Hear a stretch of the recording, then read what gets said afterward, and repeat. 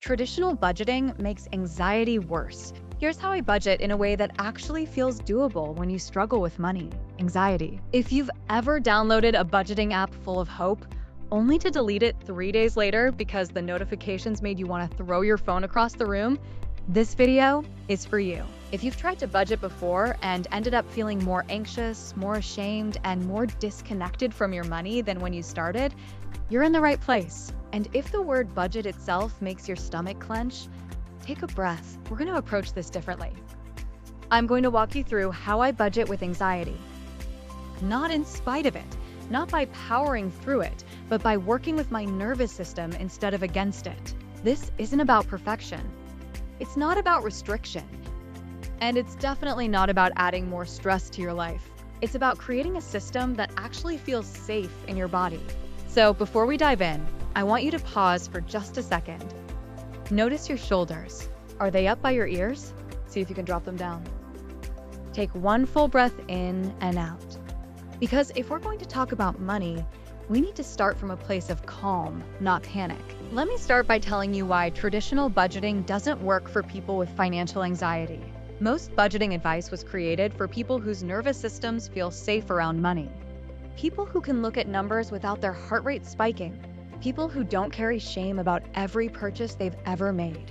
Traditional budgeting tells you to track every transaction, stay within strict categories, and feel guilty when you go over. It treats your budget like a test you can pass or fail. And for someone with money anxiety, that approach is a nightmare. Here's what happens. You set up this perfect budget. You've got all your categories figured out. You're feeling hopeful. Then you spend $8 over your grocery budget, and suddenly you're in a shame spiral that lasts 3 days. Or you get an alert on your phone that you've exceeded your dining out limit, and your whole body tenses up. Or you just stop looking at the app entirely because every time you open it, you feel like you're being scolded. The rigid tracking, the constant alerts, the feeling of being monitored, it all activates your threat response. Your nervous system interprets the budget as something that's judging you, controlling you, or waiting for you to mess up. And when your nervous system feels threatened, you go into fight, flight, or freeze, which usually means you abandon the budget completely, avoid looking at your money, and end up right back where you started. So let's talk about what actually works. The method I use is simple. It's a basic spreadsheet. No app. No alerts. And then week 4, the final week of the month. I spent $180 on groceries because I hosted a dinner, $40 on gas because I had extra driving, $60 on dining out for a friend's birthday, and $30 on a new water bottle I needed. That's $310. So for the month, I spent around $1,165 on flexible expenses. I stayed pretty close to my awareness zones. I didn't stress about the weeks that were higher because I knew other weeks would balance out, and at no point did I feel like I was being watched or judged by an app. That's the whole system. Simple spreadsheet, weekly check-ins, awareness instead of restriction, curiosity instead of shame. Now let's talk about what makes this approach different on a nervous system level. First, it removes the constant monitoring. You're not being pinged with alerts throughout the day. You're not watching your spending in real time. You're choosing when to check in, which means you have control over when you engage with your money. That reduces the feeling of being surveilled. Second, it removes the pass-fail dynamic. Traditional budgets make you feel like you failed every time you go over, but with awareness zones, you can't fail. You're just noticing. And when you remove the possibility of failure, you remove the shame response. Third, it builds trust with yourself. Every time you check in with your money without spiraling, without avoiding, without punishing yourself, you're showing your nervous system that money can be safe. You're proving to yourself that you can handle this. And over time, that trust grows. Fourth, it's flexible. Life happens. Unexpected expenses come up. Some months are more expensive than others. This method doesn't punish you for being human. It just asks you to stay aware and make adjustments when needed. Now, I know some of you might be thinking, but what if I overspend? What if I don't have enough money? What if this system doesn't keep me accountable? And here's what I want you to know. Shame doesn't keep you accountable. Fear doesn't keep you accountable. What keeps you accountable is awareness and connection. When you stay connected to your money in a calm, curious way, you naturally make better decisions. Not because you're white-knuckling your way through restriction, but because you actually understand what's happening with your money and can make choices from a grounded place. And if you do overspend one month, it's not a moral failure, it's just information. You get curious about what happened. Maybe you had extra expenses that month. Maybe you were stressed and spending became a coping mechanism. Maybe you underestimated what you actually need in a category. Whatever it is, you adjust for the next month. You don't spiral, you don't give up. You just learn and move forward. Let's pause again for a second. Check in with your body. How are you feeling right now? Is your jaw tight? Are you holding your breath? See if you can soften just a little bit. This isn't supposed to be hard. It's supposed to feel doable. I also want to address something that might be coming up for you. You might be thinking, this sounds too simple. Shouldn't budgeting be more complicated? Shouldn't I be doing more? And the answer is no.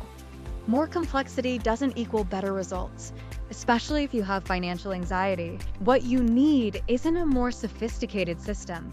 What you need is a system that doesn't activate your stress response, a system that you'll actually use, a system that helps you feel more connected to your money, not more afraid of it. That's what this is. Now, if you want to adapt this method to work better for you, go for it. Some people like to check in twice a week instead of once.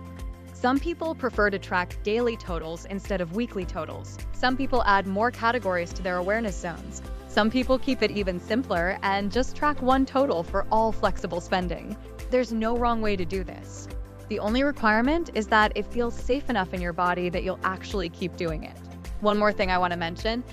If you've been avoiding your money for a while, starting this practice might feel hard at first. You might open your bank account and feel a wave of anxiety. That's normal. That's your nervous system responding to something it perceives as a threat. When that happens, pause. Take a breath. Remind yourself that you're safe. You're just looking at information. Numbers on a screen can't hurt you. You might only be able to look for 30 seconds before you need to close it and walk away. That's okay. That's still progress. You showed up. You looked. You didn't avoid. That matters. Over time, it gets easier. Your nervous system learns that checking in with money doesn't lead to disaster. It learns that you can handle this. And eventually, those weekly check-ins stop feeling scary and start feeling neutral, maybe even empowering. So let's recap what we've covered. Traditional budgeting activates anxiety because it's rigid, judgmental, and based on constant monitoring. It wasn't designed for people with nervous system overwhelm around money. The method I use is different. It's a simple spreadsheet with 3 sections: income, fixed expenses, and flexible spending. Instead of strict limits, I use awareness zones. Instead of tracking every transaction in real time, I check in once a week with curiosity and without judgment. This approach works because it removes shame, builds self-trust, and keeps your nervous system regulated. It's flexible, forgiving, and actually sustainable. You don't need to track every penny. You don't need a fancy app. You don't need to be perfect. You just need to show up, stay aware, and trust yourself. If you're ready to try this approach, start small. Open a simple spreadsheet or even just a notes document. Write down your income and your fixed expenses. That's it. You don't have to do the whole thing right now. You don't have to figure out your awareness zones today. You don't have to commit to weekly check-ins starting tomorrow. Just take the first tiny step. Prove to yourself that you can look at this information without falling apart. And then, when you're ready, take the next step. Progress doesn't have to be fast. It doesn't have to look a certain way. It just has to be movement in a direction that feels better than where you are now. You're not broken. You're not bad with money. You're just working with a nervous system that learned money isn't safe. And that's something you can heal, one gentle step at a time. Thanks for watching. If this approach resonated with you, give this video a thumbs up and subscribe for more shame-free money content. I'll see you in the next video.